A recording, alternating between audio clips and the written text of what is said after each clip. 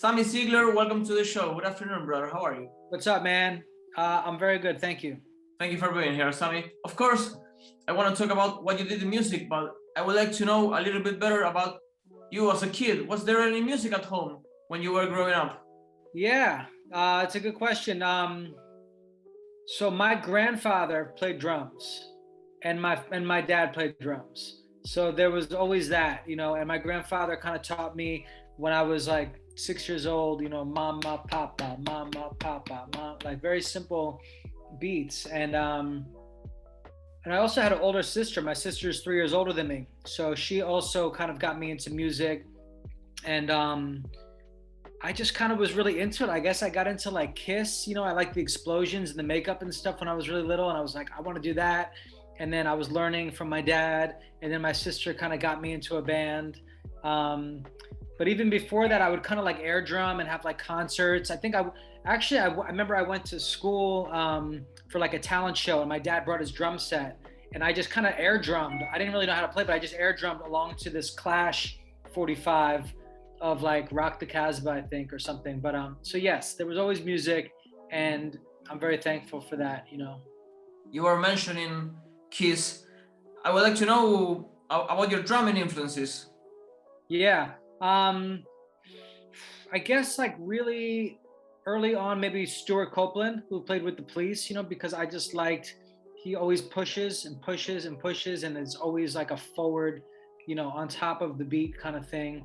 Also the reggae kind of influences. I think he's from Lebanon maybe, or there's like a worldly kind of sound to the way he plays. So that, my dad turned me on to a lot of jazz. He took me to go see Art Blakey. I saw Elvin Jones when I was little. I saw a lot of like really just amazing jazz players. I was lucky, so I was into that. And but yeah, man, I think Stuart Copeland was kind of my guy.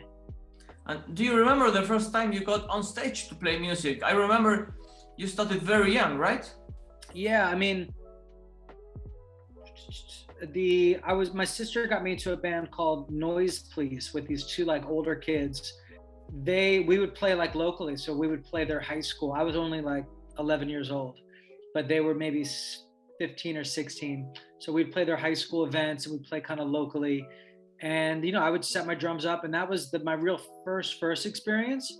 But shortly after that, I started playing in Gorilla Biscuits just for a little bit. I played like 2 shows, and then they kicked me out because I wasn't that good. But we played CBGBs, but I don't even really remember it. And then, after that, just Side by Side and a bunch of bands, and it just became easier as you did it.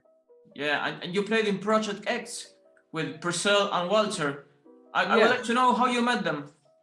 Well, so that goes back to, I guess like 1985. I was like 12 years old, and some of my best friends met Walter's little brother, Dylan. And he said, hey, my older brother's got a band called Gorilla Biscuits, and they need a drummer. And they said, oh, my friend Sammy, he's a drummer. And so we met then. And that's kind of how I met like the New York sort of hardcore scene, that kind of crew, that family. From being in Gorilla Biscuits, I met Civ, and I met those guys. And then, like I said, I kicked it. It was short. I was only in Gorilla Biscuits for a little bit, but then another one of my friends met Jules from Side by Side. And it was the same kind of thing. Hey, I need a drummer. Side by Side then ended up opening for Youth of Today a lot. So we would go on these road trips. And so we'd be sitting in the van telling jokes. And, Purcell became like one of my best friends. He was like my older brother at the time. And just that connection, it just happened very naturally. But it was really through my friends meeting those guys and then connecting me. I always got to my attention that you played on a Limp Bizkit album, Unquestionable Truth Part 1. How did that come about? So in like 1999, I played in Glassjaw, which was, the record was Everything You Ever Wanted to Know About Silence. And that was more of just like a hired, their drummer just wasn't working out. So they hired me, and I met the producer, Ross Robinson. And Ross and I became friends. But Ross had produced Korn and Limp Bizkit and Slipknot. He also did Glassjaw at the Drive-In. He made a lot of records. And so years after that, like 2005 or 6, he called me up and said, hey, Limp Bizkit, it wants to make a heavy record. They're back. They want to make something really heavy, and their drummer can't do it. Do you want to do it? And, you know, I'm like, sure, you know, fuck it, sounds fun.